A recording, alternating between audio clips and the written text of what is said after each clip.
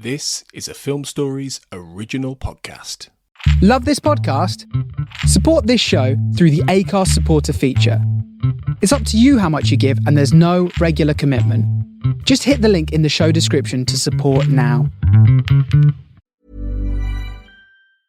This episode is brought to you by Progressive Insurance.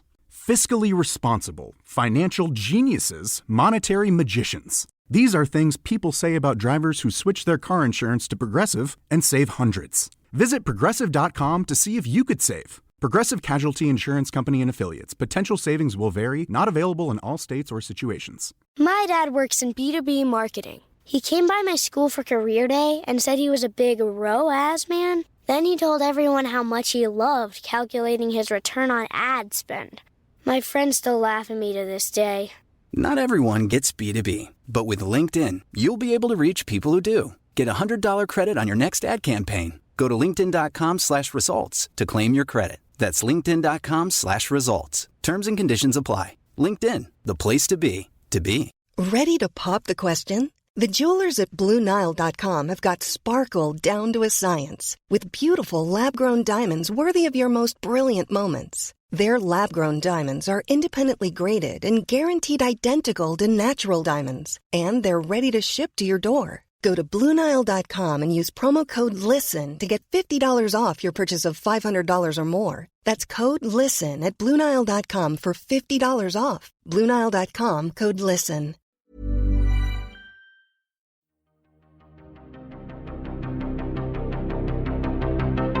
This is Writers on Film, the only podcast dedicated to books on cinema.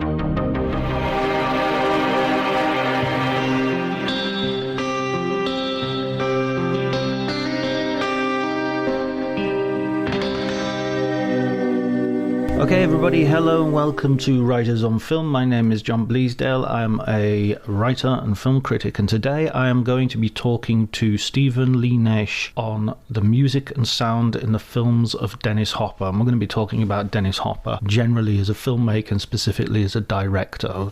Obviously talk about his presence, his screen presence and his acting as well. Before I go on with today's episode, I'd like to just spend a moment to note the passing of David Bordwell.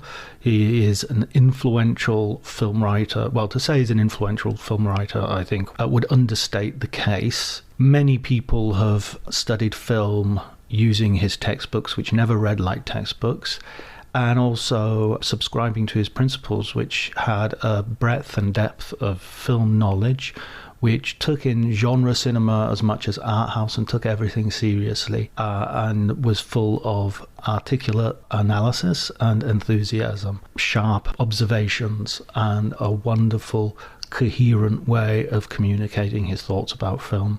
He was going to be a guest on Writers on Film. He was one of the people who I wanted to have on my wish list, and we were going to do it. Perplexing Plots, his new book, was what we were going to talk about, but unfortunately his state of health at that point made it impossible for us to record the episode, and it's a small loss compared to the huge loss of his passing. So I just wanted to take a moment to talk about that at the top of the episode today. If you enjoy the conversation that I have with Stephen, please remember to you can subscribe to the podcast, and if you wish, you can also leave a review, which does an enormous amount of good. And before you do any of that, please enjoy the conversation.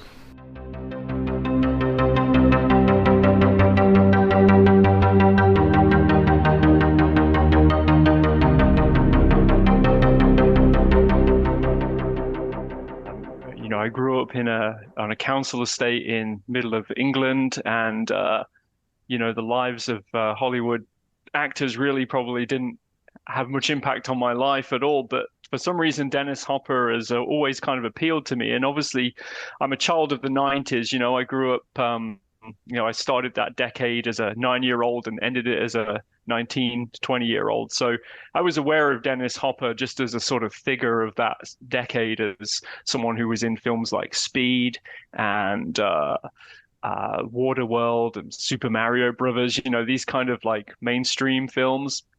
He had a cool name, so it obviously kind of jumps out at you a little bit. But as I got older and became, reading film material, or um, yeah, just kind of like male lifestyle magazines and things like that. You realize he would crop up in these magazine and newspaper articles as someone who kind of like survived the 1960s, and at that point as well, there was kind of a revisionist um, uh, kind of thing in the UK media anyway about sort of the 1960s, because we had bands like Oasis and who were referencing things from like the Beatles and 60s movies and things like that. So there was this kind of revisionist thing going on anyway.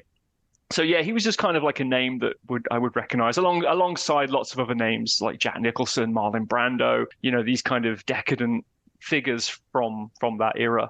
But yeah, and then in the late 90s, I went to film school, and I was studying, and this is back in Leicester, studying film and media, just talking with my fellow students on the course. We would recommend lots of films to each other. One week I would watch like a film like The Deer Hunter or something like that, and one of my friends would say, "Oh, hey, if you liked that movie, why don't you check out Apocalypse Now? Because, that's also a great Vietnam War film." So I would, go check out that. And then 3/4 of the way through that film, Dennis Hopper shows up as this kind of madcap war photographer or photojournalist, and kind of like hijacks the film for about 20 to 30 minutes. So I was like, okay, that's kind of blown me away. And then, another thing would be like, how do I get into the work of David Lynch? Because, back then you kind of felt like David Lynch was this kind of weird avant-garde film director.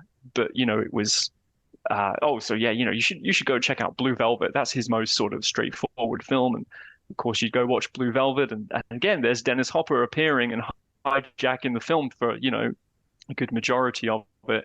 And same with I was a big Quentin Tarantino fan in the 90s, and one of my friends would say, "Oh, he wrote this film called True Romance. He didn't direct it, but he wrote it, and it was directed by Tony Scott." And yeah, there's Dennis Hopper appearing in that film too. So he just kind of like kept reappearing in films that kind of interested me. And then yeah, I remember again just like going to the now defunct Virgin Megastores as they were selling off their VHS collections for relatively very little money.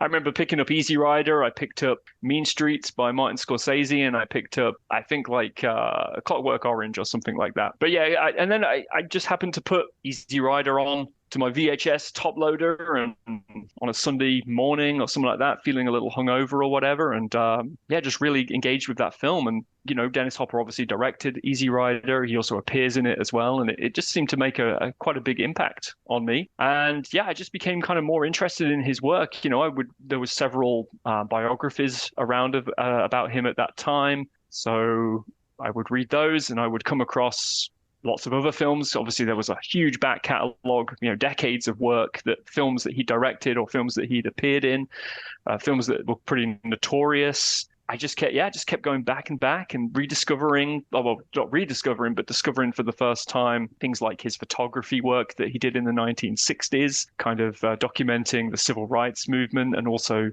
documenting the sort of early Hollywood as well. Well, the sort of not early Hollywood, but sort of the early new Hollywood of the sort of late 1960s and early 70s. And he was also a visual artist as well. So there's lots of artwork and things like that, lots of exhibitions that he did. And yeah, he's just kind of one of these fascinating guys who contains multitudes of talent. It starts with the acting, but you kind of dig in deeper. It's directing, it's photography, it's visual art. So I was just really taken with that. And just, really the journey's never stopped for me. I've continued to really dig into the work of Dennis Hopper. I write about it quite often. I find films that I've never heard of before, that appear on YouTube and Tubi and places like that, these kind of streaming channels, and just always intrigued to see anything that I've never seen before. Let's get into Easy Rider, because that's one of those films. Well, that's the key film, I think. His first film as a director, and the film where, as you say, he's sort of bringing together these interests, acting, the alternative lifestyle, the alternative 60s sort of vibe that's going on, but also popular music, rock music, and that's the focus of your book as well, the use of music and in the soundtracks of these movies specifically. So yeah, Easy Rider to me, it feels like putting on a record if you rather than putting on a film. It's kind of the music is so important and so impactful to that film. I think without it, it would be probably a lesser movie. I think it would probably be remembered as slightly more fondly, a more extravagantly shot kind of biker exploitation film of the 1960s that were pretty popular at that time.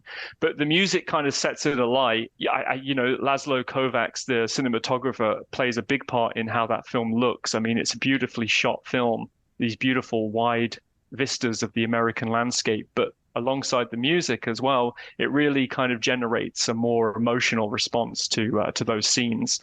And it also, I think, because the movie itself is obviously it had a screenplay. It was written by Dennis Hopper along with Peter Fonda and a guy called Terry Southern as well, who was a sort of big player in the 1960s counterculture. But really, it's an improvised performance in some ways. So there was a screenplay, but a lot of the time it was very loose.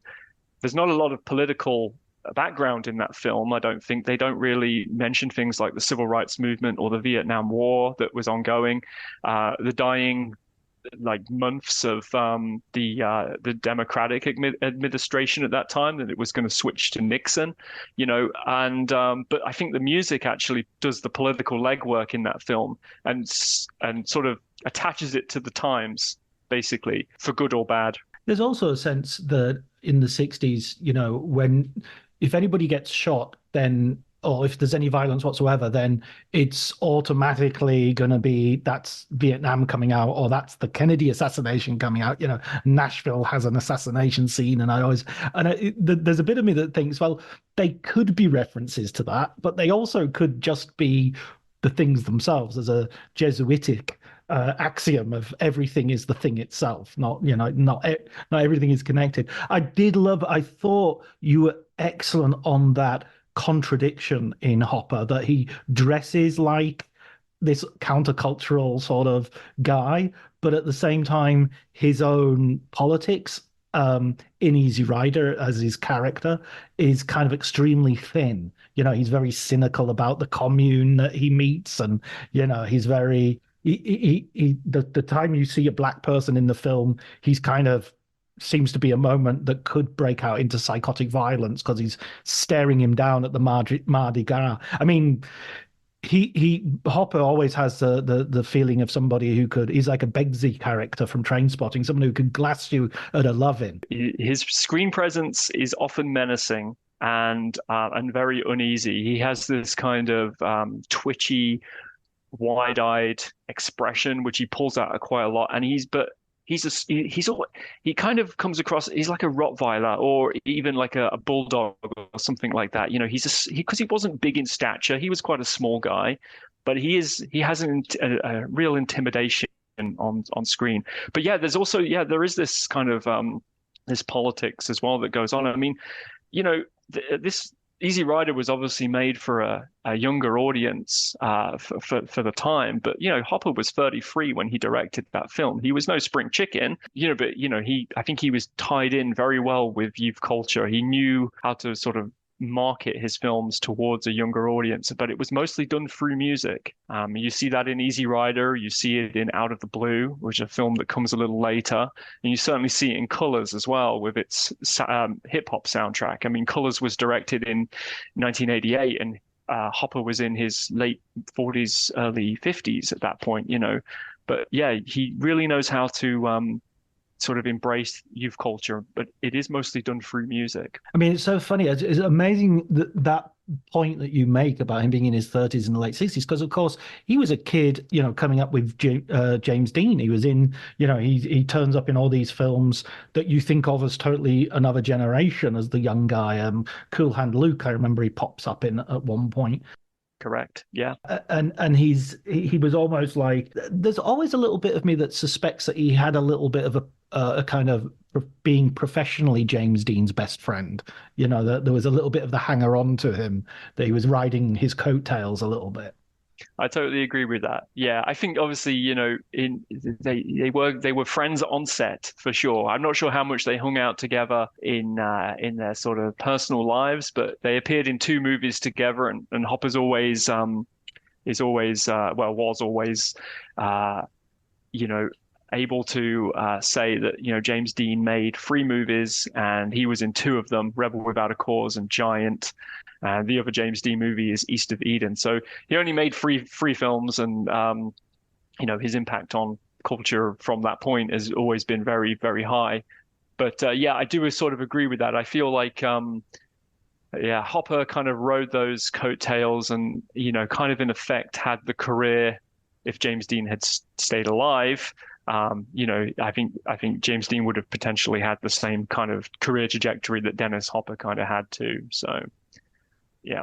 And so him moving into directing, because I mean he burnt bridges. He burnt so many bridges. It's surprising that he managed to continue a career for as long as he did, because he sort of got kicked out of Hollywood when he was an actor. Then he would he rode the success of Easy Rider into his next movie, the last movie, which was sort of like probably unironically titled that, because I can't imagine him thinking this is going to be a huge hit. But that's a film that has been rediscovered, I think. I'm not sure if it's had a Criterion release or and it's I've got a lot more time for it than I did when I first saw it, put it that way.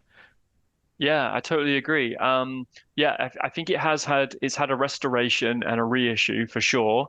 And it is being, I think, rediscovered as a really interesting avant-garde film that was actually made with studio money as well. And I think it's an incredibly interesting film. And I agree with you when you say, like, I have more time for it now than I did when I first watched it. But I think that sometimes the realization of that is that I watched it in incredibly bad circumstances. Like the film transfer that I had someone sent me a DVD that was on a CDR of the film, and it was incredibly bad. And it was obviously filmed off a projector screen or something like that. Seeing it in better condition in the last few years, having that restoration and having a bit more context as well with the film, a lot more sort of writing about the film has occurred. And I think it's a really great and interesting film. I wouldn't say that it's one of Hopper's best like films that he directed, and certainly not one that he acted in, but I just think that there was an interesting film that was being made there. And I think what happened was that it kind of got lost in the editing process. So it goes back a few years, but Stuart Stern, who was a screenwriter in Hollywood, he wrote Rebel Without a Cause. Him and Hopper actually wrote the screenplay for the last movie together, and according to him, it was a very straightforward film. And when they went to Peru to make this film in the it would have been 1970, they were the drugs and the hedonism kind of interrupted on the actual making of that film. But then also going back into the editing a year later, Hopper was just, wild. He was really strung out, burned out, I think. And yeah, he made a film which I think is trying in some respects to be antagonistic and provocative. And it certainly was at the time. The audiences at that moment were not wanting to watch a film that was non-linear, that was, with very harsh editing cuts, a very overwhelming use of sound. And yeah, I mean, obviously it wasn't really given a chance either. I mean, Universal Studios hated it. They buried it. And, Hopper went through most of his life trying to resurrect this film. He would show it at, college campuses and places like that to try and get some, appreciation for it. And I think it's finally got it. Like, I think that, after his death and with the kind of reassessment of Dennis Hopper in the last couple of the last decade really after his death as a visual artist and as a photographer. The last movie kind of coattails on that reassessment, I think. So, but I mean, personally, I've watched that movie a bunch of times. I have such a good time watching it. I really do. There's a lot going on there. It's an incredibly meta movie as well. I mean, meta is a bit one of those words you try to avoid if at all possible. But here it is really justified as a word, because the whole movie, well, it's called The Last Movie. It's about an actor, a stuntman, sort of hanging around in a Peruvian location after the film has finished filming, and sort of eventually the villagers, in a sort of occult magic sort of way, have made sacred the instruments of the means of production of the film, really, and sort of have these rituals, and it has a real power to it. And the idea of making that as a straight movie feels almost like a contradiction. So the fact that it's not straight, it's not straightforward, is to me in keeping with it. And I know what you mean by it being delivered to you. Sometimes films are delivered to you not just in terms of what quality, crappy VHS or whatever, but also in terms of a critical predisposition. I remember being shown Last Movie and being told, "Oh, this is the terrible movie he made after the Easy Rider." Not, this is a really interesting film. Keep your mind open while you watch it, but like watching it as a disaster, which is something I don't know if Michael Cimino's Heaven's Gate. If you watch it in the 1980s, you might think, "Oh, it's terrible." Then you watch it in the 2000s, you think it's an misunderstood classic, purely because the cultural atmosphere around it has changed.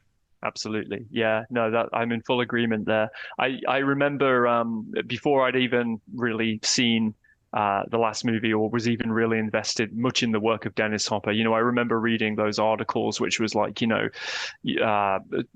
the 25 or 50 disastrous movies of the last, the 20th century or something like that. And it would be sort of in there in the list of films alongside, Ed Wood, and the Heaven's Gate. Not the Tim Burton Ed Wood, but the films of Ed Wood, like Planet 9 from Planet 9. Yes, exactly. But so it would be mentioned in that breath. And like originally, I guess when I first saw the film in its entirety and in the state that I did, I was kind of disappointed in it, but disappointed to see that it wasn't as I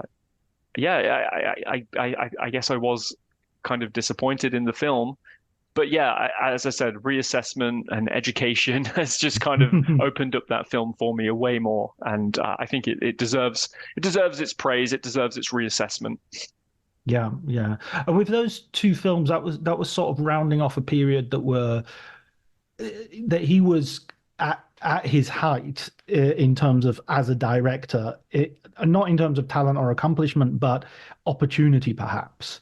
That with Easy Rider, he opened the doors, and with Last Movie, he closed them as far as Hollywood was concerned, until later on. And you describe how sort of he throws himself into acting throughout the 70s, and he's this is the thing I can't quite get with Hopper, and perhaps you'll be able to help me out here. He has this reputation for being so crazy and drug-fueled and all the rest of it, none of which I doubt to be true.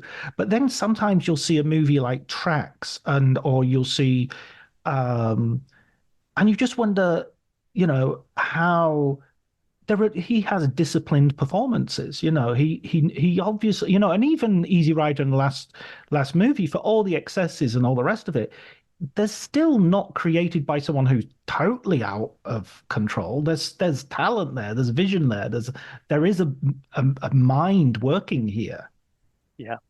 Yeah, completely. And so I think it's really interesting. I actually have a lot of time for that sort of lost period of Dennis Hopper's work. This kind of like the 1970s and the early 1980s, as a period of time where he wasn't working excessively. He'd probably only make one or two movies every couple of years, but they usually were outstanding films. And Tracks is definitely is a superb film, and a very understated performance by Dennis Hopper. I mean, he keeps it pretty low key throughout the entire film. There's a few moments in there where he kind of does his, classic sort of Hopperisms, but it's usually a very, very quiet, low key performance. But I think you can really see it as well in Apocalypse Now, in which he plays this very burned out, PTSD suffering photojournalist who's embedded with Marlon Brando's Colonel Kurtz in the Cambodian jungle, and he's all over the place. He's incredibly wild. A million thoughts a minute. He can't get the words out. Zap him with your sirens, man! Zap him with your sirens. Yeah, exactly. It's a real jarring performance, because that film has maintained a kind of slow and steady pace with just a few little dots of sort of eccentric performances, Robert Duvall's kind of character showing up and things like that. But that performance is so jarring because it's so it's so unexpected and out of the ordinary for that film. But then he finishes Apocalypse Now. He's got the long hair. He's kind of straggly and looking really worn out. And then he flies to Hamburg to appear in Wim Wenders' film, The American Friend, in which he plays the character Tom Ripley from the Ripley novels. And he's this suave American, suited, clean-shaven, neat haircut. And again, a very restrained performance. And there's like a week in between him appearing in Apocalypse Now and appearing in that film. And it's like there could be years there. He puts in a really subtle, a really good performance in both films, but they're very different, but they're really back to back. But it gets a little bit more wild as kind of like time goes on. When we get into the 1980s, he wasn't working much in American films at all. He was really going to Europe to act. And one of the sort of breaking points is a film called White Star, which was directed by a German director called Roland Glick. And in that, he is off the rails, I would say, and very much the persona of Dennis Hopper that we kind of see in our popular culture as a wild man, and that transfers and bleeds into the film itself. And if you haven't seen that film, I really recommend it as a film that really shows an actor really in free fall at that point, and in a very dangerous place, I would say. And it's good that he managed to, the year after White Star, to get clean from drugs and booze, and come back in the mid to late 1980s with Blue Velvet, River's Edge, Hoosiers, and become a more respectable actor within Hollywood and independent films as well. So yeah, it's all there for sure. It's all there for the taking. Also, I mean, in terms of that persona of the you include in the book on the chapter on the last movie. You also talk about the documentary that is made concurrently with that, and which he kind of ends up sort of directing, or certainly the force of his personality to some degree seems to be shaping and pointing that film in a certain direction. That's a really fascinating document as well. It is, yeah, and it kind of really shows, I guess, where the last movie went wrong as well, because it takes place. It's called The American Dreamer, and it's just a documentary crew following him around during the post-production process of the last movie. It's he's held up in Taos, New Mexico, which is where he was living at the time, in this kind of compound. This compound had its own little cinema. It had its own cutting room and everything like that. So he was just there for a good period, maybe a year to 18 months, editing the last movie. But yeah, it really shows where the distractions were happening. At one point, a bus of Playboy bunnies show up to appear, to kind of take part in this, group sex. They call it something else. I forget what it is. Some sort of they don't call it that, but that's what basically happens. So Hopper's just surrounded by Playboy bunnies at the time. You can tell there's lots of drugs, there's lots of booze, there's lots of hangers-on in these in his compound, and it really is distracting, I think, from the direction that the last movie potentially could have gone in. There's a scene where he's watching rough edits of the film, and it's really not coming together at all. And you can tell he's just bored by the whole process. And then a little bit later on, you start seeing images from the last movie, and you can sort of see the gears in his head kind of working, and he becomes much more interested in making a film, in finishing the film. But you can also tell that there's definitely an antagonism that he has with the studio and his and his place within popular culture, I guess, as well. I kind of feel like he's already feeling like he's being left behind, and this process is taking far too long. And he has this definite vision that he wants to put out there, and he had final cut on the last movie, so they couldn't really do anything about that.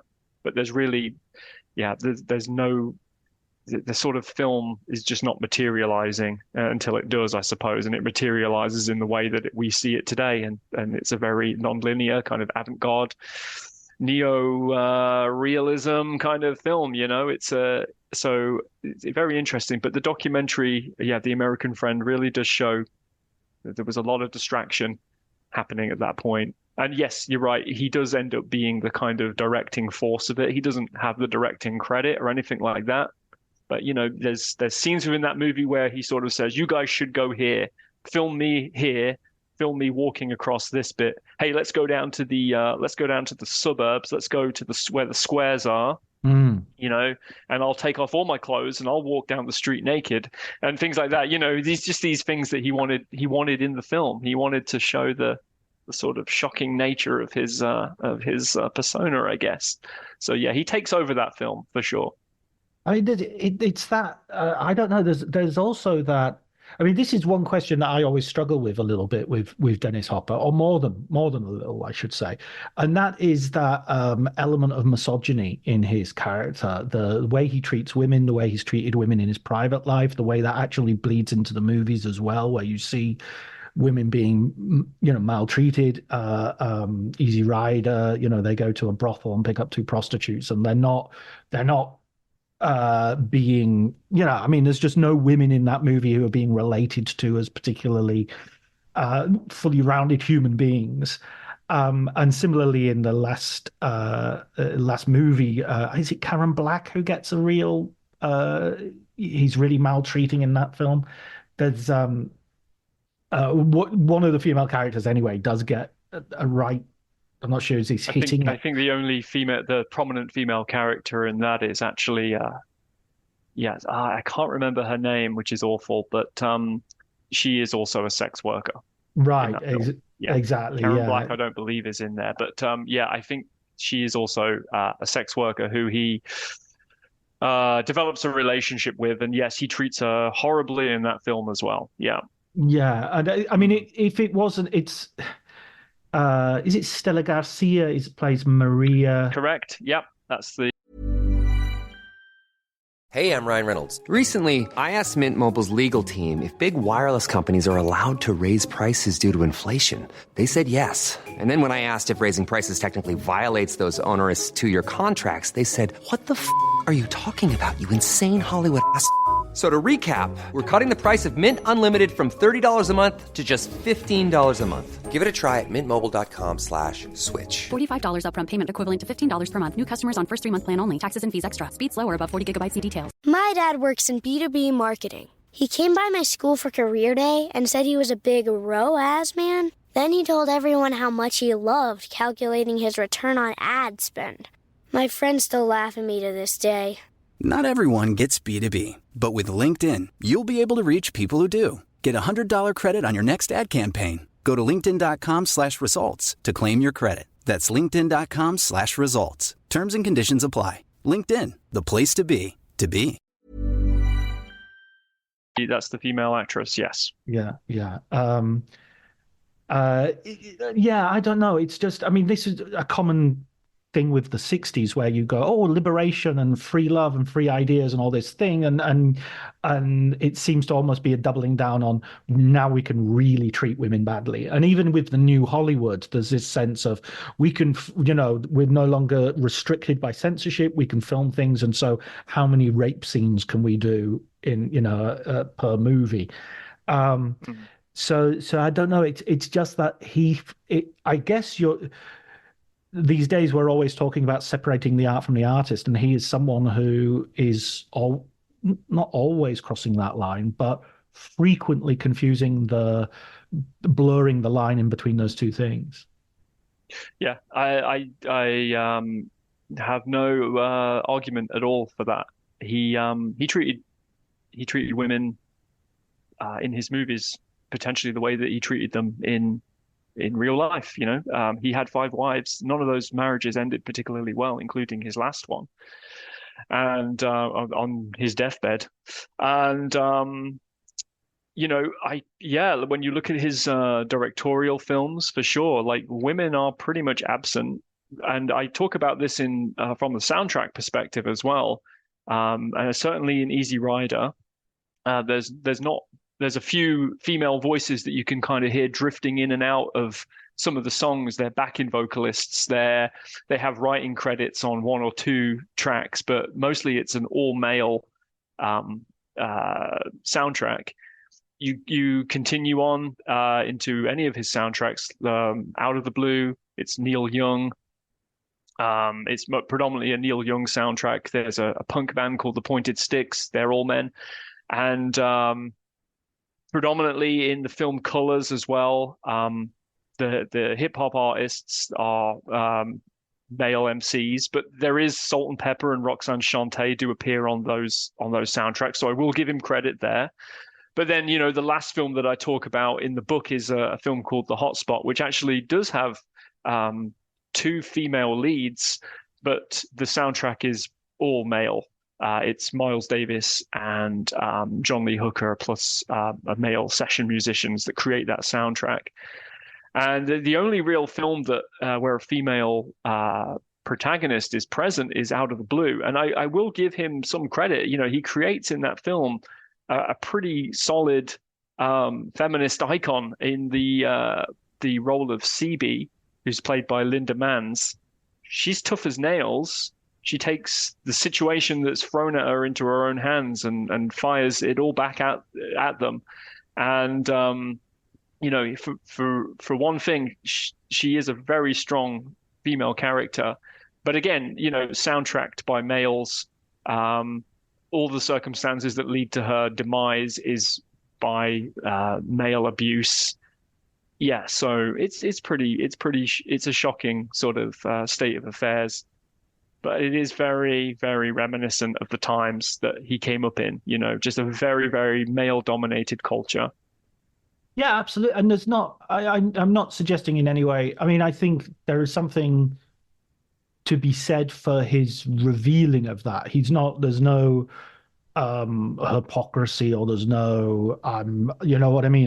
He especially in Out of the Blue, where he plays the abusive father who is horrific. Absolutely horrific character, and starts off as kind of CB's hero, and then you gradually understand that this guy's a complete loser and doesn't have her best interests at heart. In fact, far the opposite. That's a wonderful, stirring performance by Linda Manz as well. Obviously, she came to fame, one of my favorite films ever, Days of Heaven. And this comes, so Days of Heaven is 78, so this is only a couple of years after that, right? It is, yeah. It's actually very surprising because, Out of the Blue was meant to be just this small Canadian TV movie that was being made in the late 1970s, and it's very interesting that it attracted Linda Manz and Dennis Hopper. He was only cast initially as the dad in a film, and the film was not in this kind of nihilistic tone that it is now. It was just meant to be like a family TV movie about a girl who kind of gets out of her bad family situation and is kind of redeemed and rescued by the social security system, So TV movie of the week sort of Exactly. situation. Yeah. But the director who was on there, he walked after a couple of weeks because there was just no usable footage. They hadn't really shot anything that was usable. The financial backers were just ready to throw in the towel, but Hopper took over and he said, "I can do this film. I can make it. Just give me a weekend to rewrite the script. Give me creative control. Let me recast a few roles, and then they were ready to go, and they shot it in a matter of weeks, edited it in a matter of weeks, and the film was ready to go. But it was completely disowned by the Canadian Arts Commission or establishment or whatever, and it went to Cannes Film Festival as just a Dennis Hopper movie and not as an official Canadian entry because they didn't like the tone that the film took, and a lot of people didn't really, and that film was buried for a few decades as well, just because of its shocking kind of subject matter. I remember, I read that it was banned in the UK until 1986, I think. So 6 years after it was made, it wasn't even shown in the UK. But you're not like you could get hold of it anyway. I don't think it was widely released. I think the only chance of watching it in the 1980s or 1990s was maybe at a midnight screening or something like that. The first version of that film that I ever watched was actually very similar to the way that I watched the last movie, which was a DVD that I got from a European seller on eBay or something like that, and it was basically just the projection screen and the video camera filming it, and it was a very grimy, film that, or at least a very sort of gritty, grimy, really bad sound version of the film. And I was very disappointed again. But then again, this film has faced a kind of restoration and reassessment within popular culture in the last sort of 10 years. And again, it's become a very important film actually, and it's shown in festivals around the world, and the DVD and Blu-ray restoration is very beautiful with lots of really great extras that dive into the context of the film, and so it's certainly had a reassessment, that movie. Yeah, I think if anybody listening to this hasn't had an opportunity to see it, it comes highly recommended. I think it's much more accessible in terms of watchable than the last movie. Although I would also, I'd recommend you see all of these films. But Out of the Blue really is a stunning performance. Performances actually, because the mother, his best friend, who I think is the screenwriter of Cool Hand Luke, isn't he? It's Don Gordon. Yeah. Didn't he write the novel that's Cool Hand Luke was based on, Don Gordon? That would be so cool if he did. Wait honestly, I really like Don Gordon as an actor, so it would be really impressive if he did do that. I might be totally wrong. Yeah, and Don Gordon also appears no, as it was Don Pierce. Sorry, it's me getting that's a shame. That's a shame. That would have been very cool. But yeah, Don Gordon appeared with Dennis Hopper also in Out of the Blue. In Out of the Blue, but also in the last movie as one of his deadbeat friends as well. So it's quite interesting. There's these cool little partnerships that Dennis Hopper had throughout his career. Don Gordon being one of them, and Dean Stockwell, Peter Fonda, obviously as well. He had these cool little companionships across his film career. It's quite nice. Dean Stockwell was in Tracks as well as Blue Velvet with Tracks him. And Blue Velvet. They were also in Human Highway together as well, which is Neil Young's directorial film, which is bizarre movie. But they're in that together as well. So yeah, that's these connections are wonderful. I love that. And Don Gordon was also in Bullet as. Yes, that's right. I think him and Steve McQueen were actually very good friends. Yeah. Right. Yeah, very interesting. What a web we weave. Really, no, this is the great thing about Dennis Hopper, that you talk about this whole thing about the Kevin Bacon connections, Kevin Bacon, the actor, having almost, just one person away from from in some sort of relationship there. It's the same with Dennis Hopper as well. I mean, he was just around for long enough, I suppose, that you can't sort of not have that. But yeah, like any figure in popular culture, especially in American popular culture of the late 20th century, and somewhere along the line they've come across Dennis Hopper somewhere down the line. Yeah, and it's funny because, as you say, there are sort of moments in his career where he's not necessarily making 2 or 3 films a year. He's making one or two films every 2 or 3 years. So moving on to colors, you're concentrating on soundtracks, and so colors is Out of the Blue is very distinct because you've got Neil Young, you've got punk. You've also got that feeling that he's going away from Easy Rider and all the music that's on the soundtrack there to something which is almost antithetical. And then you've still got Neil Young on top of it. So there's a remnant of the 60s there. Then you come on to colors and you've got something else which is sort of antithetical, which is sort of saying, look, well, what about black music, guys? What about this music that isn't, which you haven't really paid any attention to? Yes, the soundtrack to Colors is a really exceptional snapshot of hip hop and rap music of that time. Of the sort of mid 1980s, which was certainly at that point really wasn't mainstream at all. There were obviously remnants of it kind of in popular music, but as a form itself, there was no huge artist at that moment. So to have a collection, a compilation soundtrack of rap and hip hop was a pretty big deal.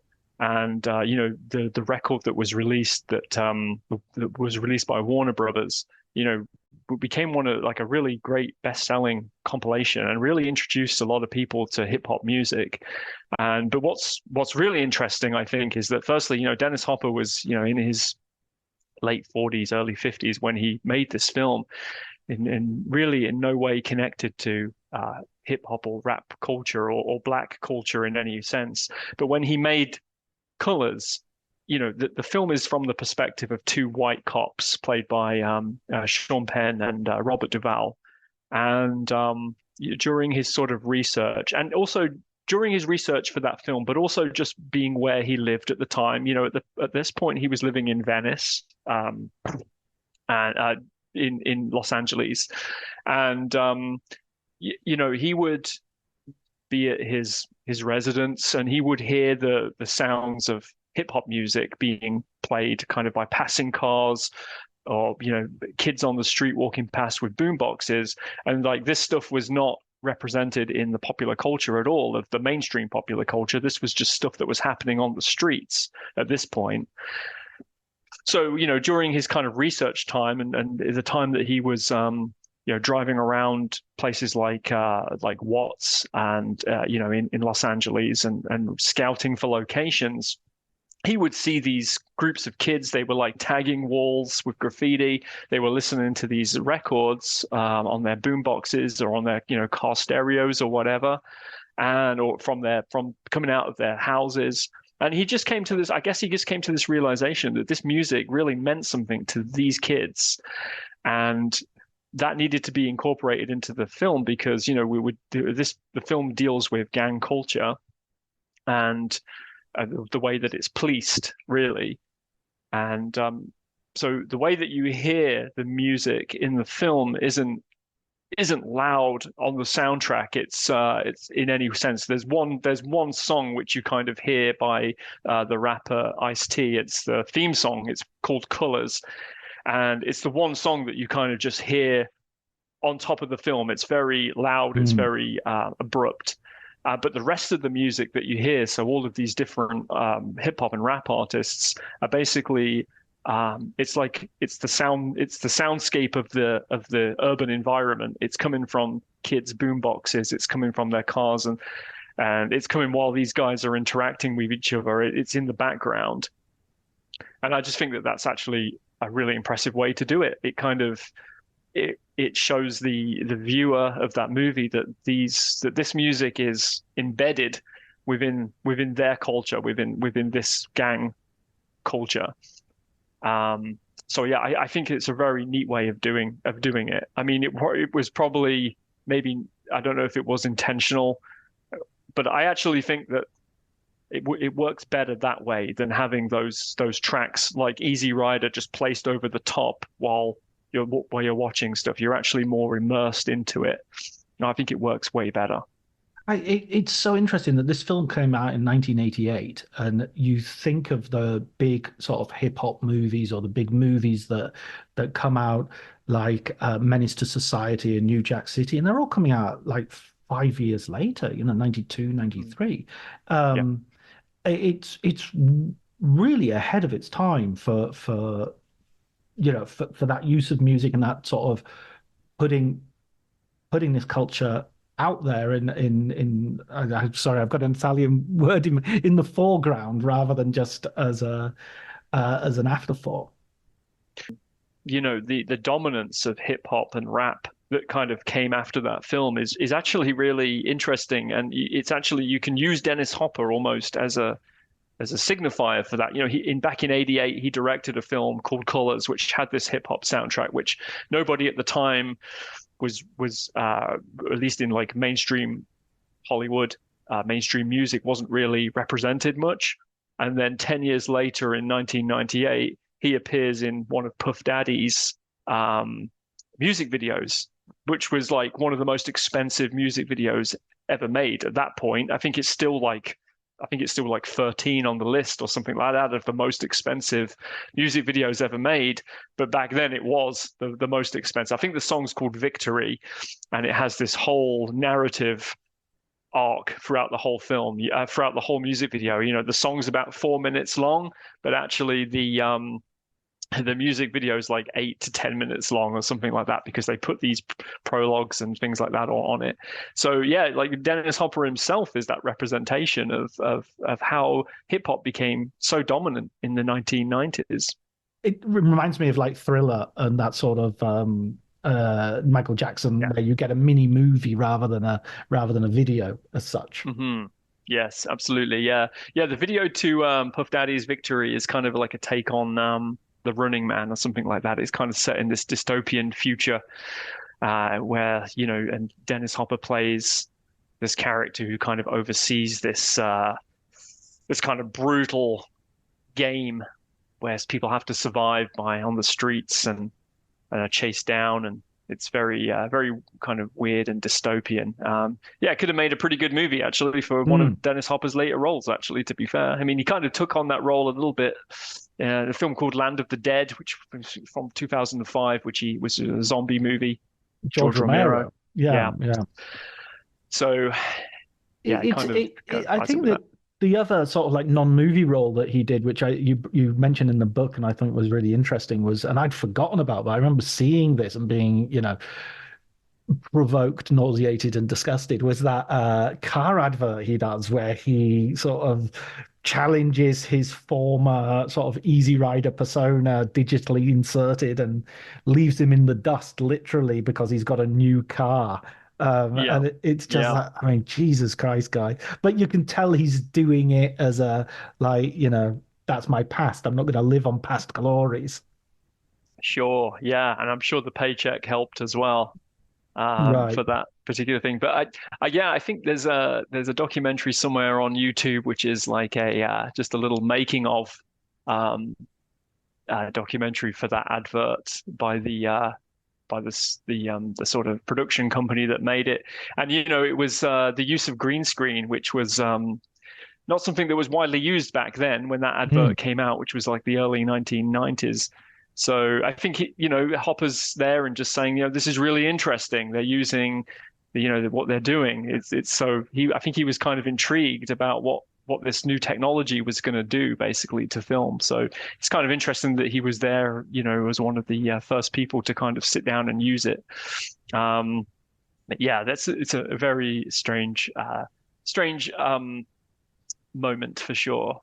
Yeah, I mean, but it also goes back to like what our earlier part of the discussion when we were talking about Easy Rider, that he's always an uncomfortable presence there anyway. There's no real evidence in Easy Rider that he is somehow typifying the 60s or somehow, his character is just a guy who doesn't mind not cutting his hair. It's not the depth of his political involvement is, is there's no evidence of it.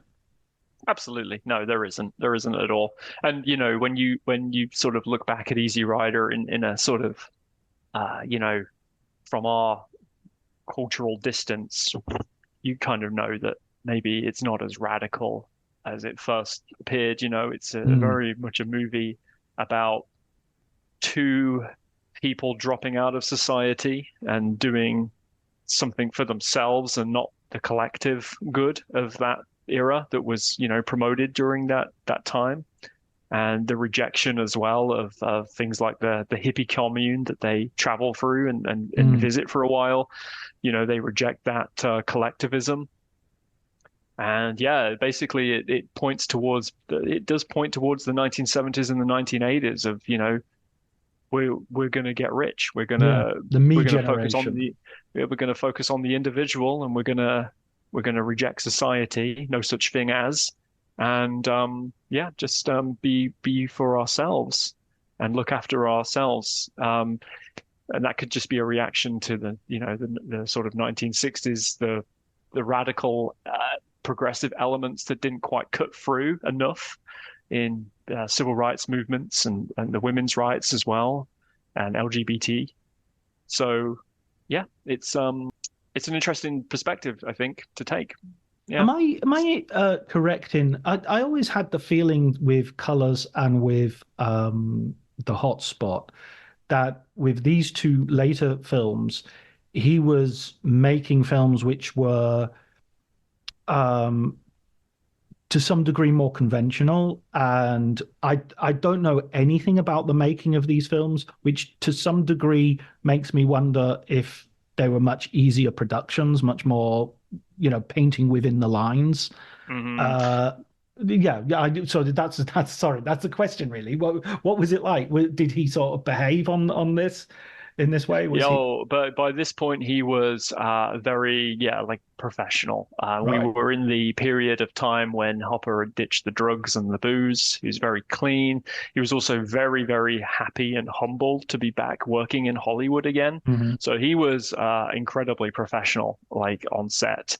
And obviously there was still egotism and dramas for sure. I don't think he got on too well with his some of his actors. I know him and Sean Penn had a very good friendship, but I think him and Robert Duvall on Colors butted heads a few times. The Hotspot as well. I mean, the actors on that film, failed to show up for the promotional campaign that happened after the film when the film was released. So we had people like Don Johnson just not even showing up for the promotional. And he was the star of that movie, but at the time he was more interested in a film that might make him, I suppose, a bit more famous or something like that. And I know Virginia Madsen as well, who is in The Hotspot. She was in Sideways as well, I think, and Candyman.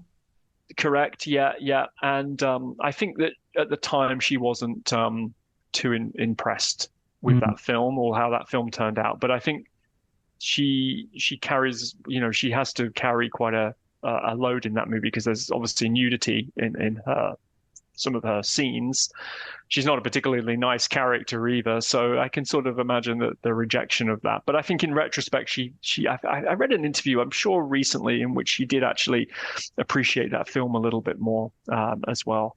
And it kind of came out at the time of the neo-noirs, wasn't it? It was sort of always it was the John Dahl made 2 or 3 films around about that time, and there was this interesting crime cinema which is sort of which has gone away again, unfortunately, because it's one of my I like a good crime movie. A good I kind of feel like it feels sort of very similar to films like Red Rock West, exactly, and even David Lynch's Wild at Heart. It has that kind of bright, sunny aesthetic, which I think it was just appealing at that time, and also like Natural Born Killers as well. California, it kind of comes at that time, but unfortunately it doesn't move as quickly as those films, and it's a very I don't know. It's a very extravagant film for Dennis Hopper, but it moves at a very leisurely pace. Mm.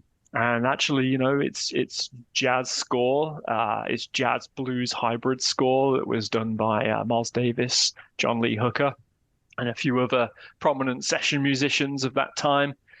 Kind of matches its very kind of hazy disposition, I guess. So it kind of the soundtrack to that movie actually works pretty well. And I like it. It's a very understated film, I think, and but just not a lot of eccentricity in that film. It is a very straightforward production. Hopper was basically at this point, the hired hand for the studios. Although, he did have some say in how the films developed. They were still studio pictures, really. So he couldn't, the antagonisms of his, and the fire of his previous works, which I think kind of ends with Colors. I think Colors is kind of his last movie that you could sort of say had a political bent.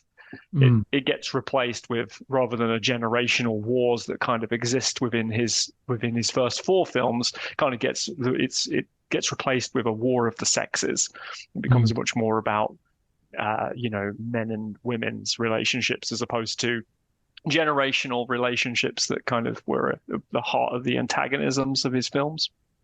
Yeah, and you just reminded me mentioning The Hired Hand, which of course was Peter Fonda's follow-up to Easy Rider. And if anybody wants to see that, that's a really interesting. It's kind of like a superior Monty Hellman Western, I think. It's got that sort of... Yeah, I watched that recently, and I really enjoyed that. Again, that was a film that seemed to disappear for a long time as well, and has only recently had a kind of reassessment.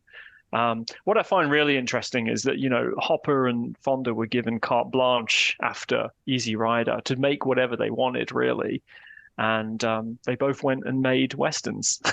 So, within this new Hollywood, they had this opportunity to go and make some contemporary. Well, actually, that's not fair because the last movie is a contemporary film in some respects, but it harks back to the past. It harks back to the Westerns of the 1930s and 40s. But so that they could have made these very contemporary stories set in a very sort of contemporary urban America of the 1970s, but they didn't. They made Westerns, which is very interesting, I think. Yeah, they were basically children of the studio system. I was exactly what I was going to say. Yeah, they knew nothing of the streets. They only knew. I mean, Hopper knew more about the streets later on because he kind of had his studio there. He had his when he's making Colors, because he's been living in a neighborhood in Los Angeles with he had a huge art collection and something which was like a bunker that yeah, absolutely. Yeah, no, they were both of the bourgeoisie for sure. So pretty funny. Yeah. Brilliant. Listen, I have one last question, Stephen, which I ask all my guests, which is for a film book recommendation. So you can choose any book you like. Wow. Yeah, I'm hitting you with it. Yeah, no, good one. Let me see. Oh gosh. I'm just reading this book called The Road to Nowhere, and I'm just going to look up the author really quickly because it's published by an academic press. And it's actually so I haven't even finished this book. I'm just reading it right now, and it is so intriguing. It's called The Road Trip to Nowhere: Hollywood Encounters the Counterculture. It's by an academic called John Lewis. It's published by the University of California Press. I think it came out in July 2022. And so, I'm not even finished this book, but I'm really enjoying it. It's it's right up my alley, basically, in terms of what I like to read about a film. It's it takes in films like Easy Rider, Zabriskie Point. Well, so far anyway, and so far I'm just really, really enjoying it, and I really recommend it. It's so far it's a great read. The Zabriskie Point reminds me that there's an Orson Welles when he was making The Other Side of the Wind. Hopper turned up and they were filming. They were inviting loads of people over to Welles's house, which was very close to where Antonioni filmed Zabriskie point, and that was part of the other side of the wind's idea, was to mimic. He didn't like the what Antonioni was doing, so it was to mimic this European art perspective of America. And there's actually a documentary, and I think it's called something like Hopper/Wells or Wells/Hopper. That's right. Yes. It's it came out. It came out or discovered really a few years ago, and it's just a camera pointed at these two, and they're just drinking and talking and eating. And really fascinating. But as a film itself, it's kind of just it's more like a DVD extra, yes, than sort of this, I think that it's just an intriguing little moment between the two of them, I guess. Yeah, they were quite good friends. And quite similar in retrospect too, Orson Welles kind of lost his career after a few initially, brilliant films, and never really recovered. Yeah, they both liked slightly. They both liked the smell of burning bridges, I think. They really did. Yeah, they really did. Yeah. No, fascinating. Yeah, really cool. Brilliant, Stephen. Thanks so much for the book, and thanks so much for joining me for a conversation. I appreciate your time. Thank you so much, John.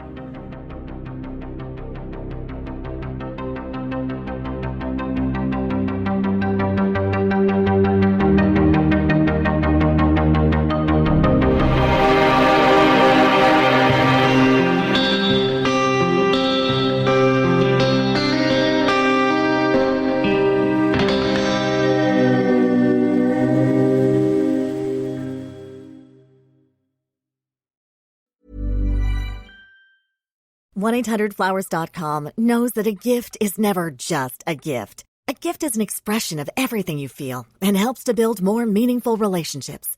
1-800-Flowers takes the pressure off by helping you navigate life's important moments by making it simple to find the perfect gift. From flowers and cookies to cake and chocolate, 1-800-Flowers helps guide you in finding the right gift to say how you feel.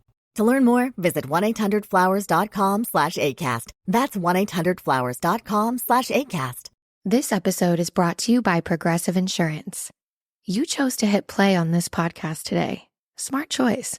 Make another smart choice with Auto Quote Explorer to compare rates from multiple car insurance companies all at once. Try it at Progressive.com.